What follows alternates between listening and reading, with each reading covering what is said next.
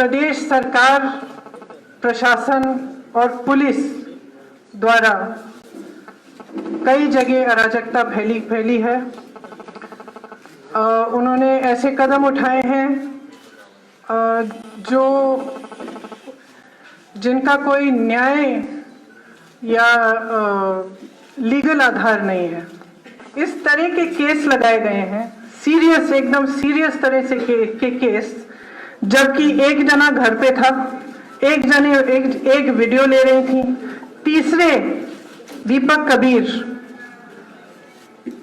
सदर जफर जी के बारे में पूछने गए, थाने में वहीं पे अरेस्ट कर दिया गया। उनका भी नाम इस 48 लोगों की लिस्ट में डाला गया जिन पर बहुत भयानक केस लादे गए हैं।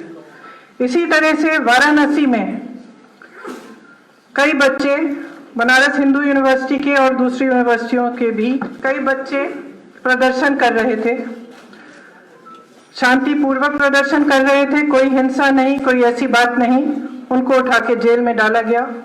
ये तो वो केस हैं जिनके बारे में हम सब जानते हैं, जिनका रिकॉर्ड है, जिनके बारे में मीडिया में लिखा गया है।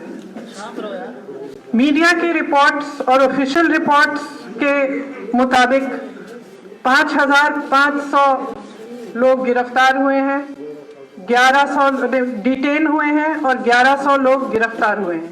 ये ऑफिशियल रिपोर्ट्स हैं। अनऑफिशियली ये नंबर, डिटेंशंस और जेल का नंबर इससे ज़्यादा है।